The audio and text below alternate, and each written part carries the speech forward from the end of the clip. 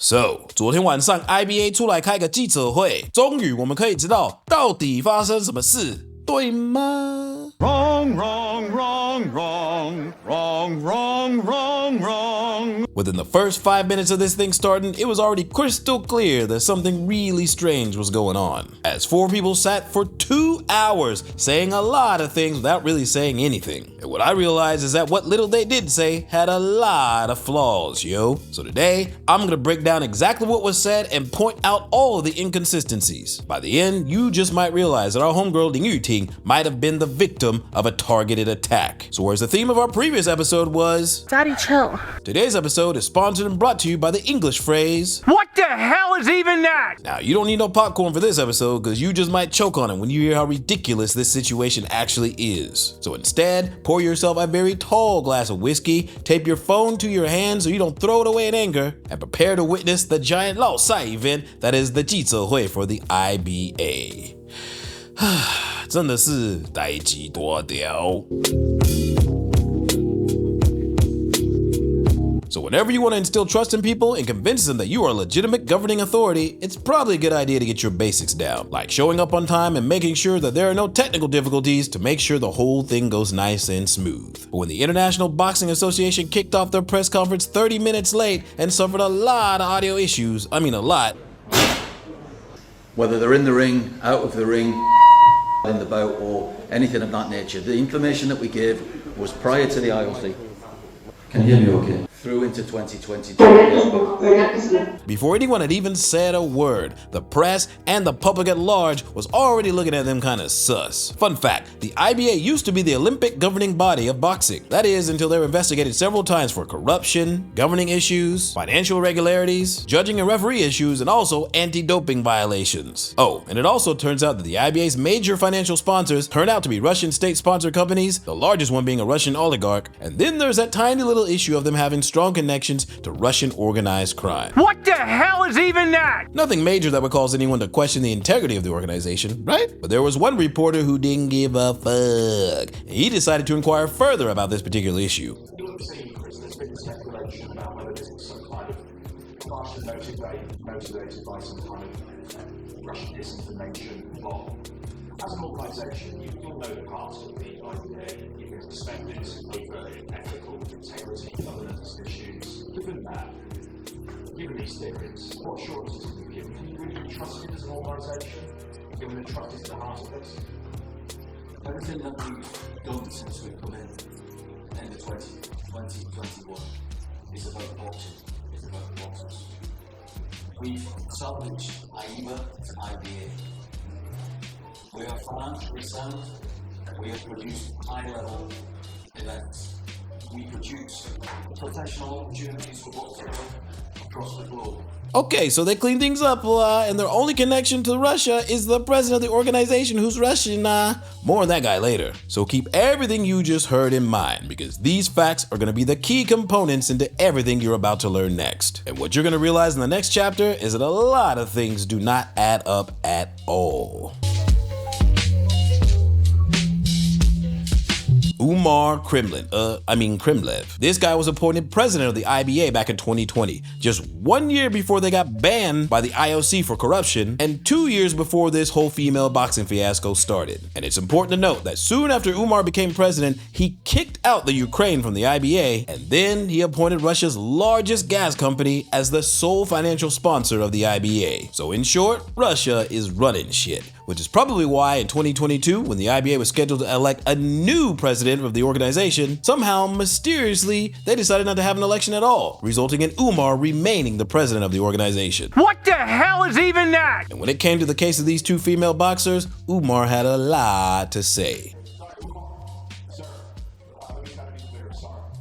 What's your message to the 2 fighters, one from Algeria, one from Chinese Taipei, who received loads of online abuse and bullying because of your presence here and because of how this all started before the Korean fight and after the Korean fight? Just what's your message to them? What's your response to them?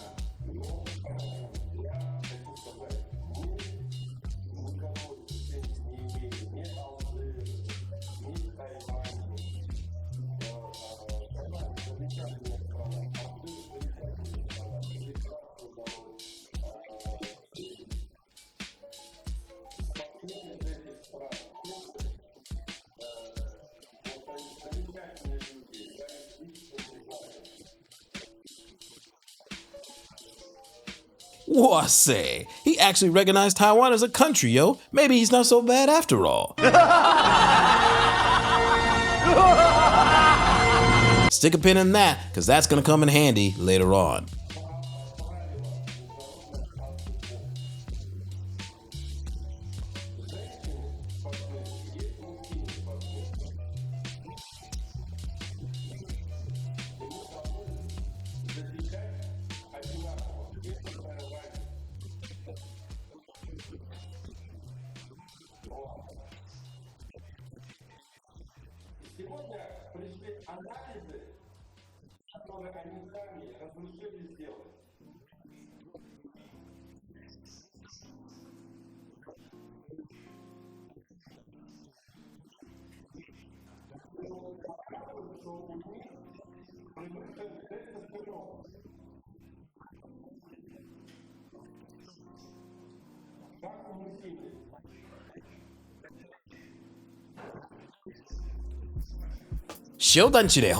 Didn't the IBA previously put out a public statement stating that they did not test for testosterone? But 那个 President 刚刚说林郁婷跟 Khalif 两个人都有 high levels of testosterone 啊 like men level 啊，很奇怪呢。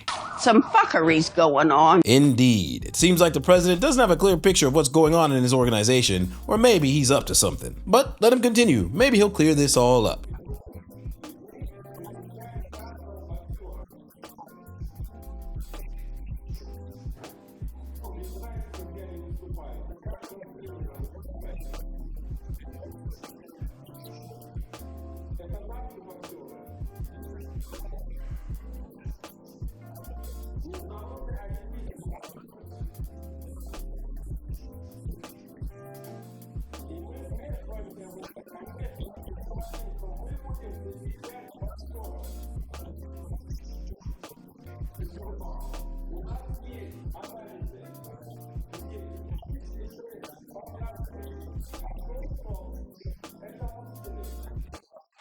And my test results show that you are incompetent because you got the results showing that they have high levels of testosterone, which you previously said you didn't test for, and also that they show chromosomal discrepancies. But you publicly say that they are men? Everybody knows by now that having DSD and the presence of a Y chromosome does not mean that you are absolutely male. So by publicly calling these women male, you are the cause of all the hate that they're getting right now.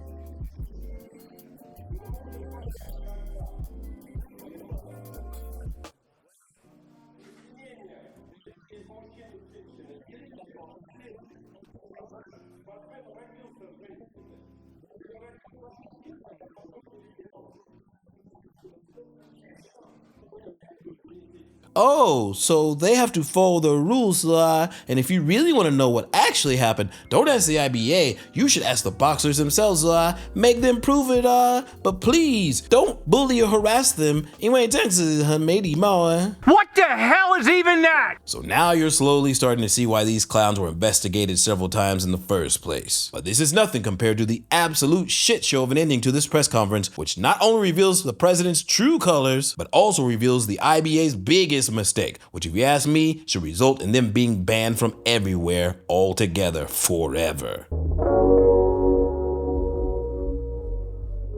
So as this press conference rounds to a close, there was a Taiwanese reporter who had a very interesting question for President Umar. And hold on to your butts, because when you hear his response, you will be pissed.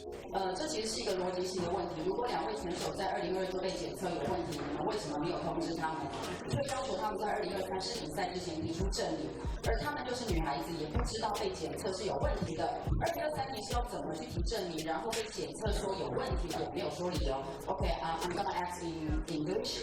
If two boxers were tested incorrectly in 2022, and you didn't notify them and ask them to provide proof before the 2023 World Championship, but they are girls. They don't know why I have to prove myself. How do they know they were tested incorrectly?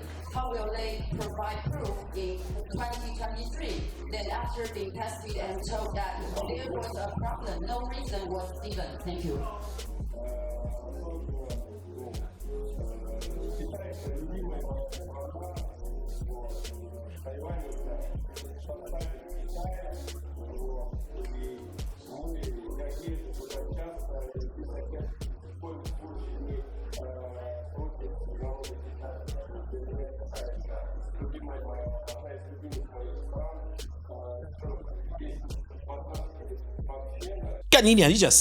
You were playing the 政治正确 game for China now, yo. This Taiwanese reporter asked you a question that you don't like, and your response is a CCP ass-licking retort? You go to hell! You go to hell and you die! So now his truly red colors have been revealed. But given the history of corruption in this organization, should we really be surprised? No. But even that is nothing compared to the ultimate Saxiao moment whenever a reporter asks a doctor a very important question, and his answer reveals something that you probably had no idea of. So did you only test these two women the first time at the 22 championships? You said there were some women tested. Were all the women in the competition tested? Or were only certain ones tested because you picked certain ones out? That's unclear.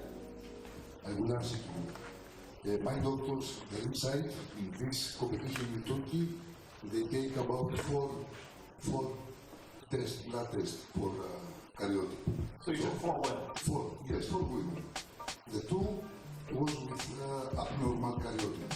The other 2 was normal. And then what about 23?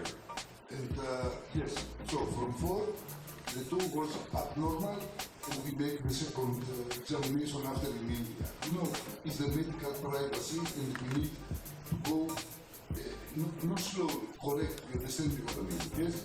So, many countries concerned.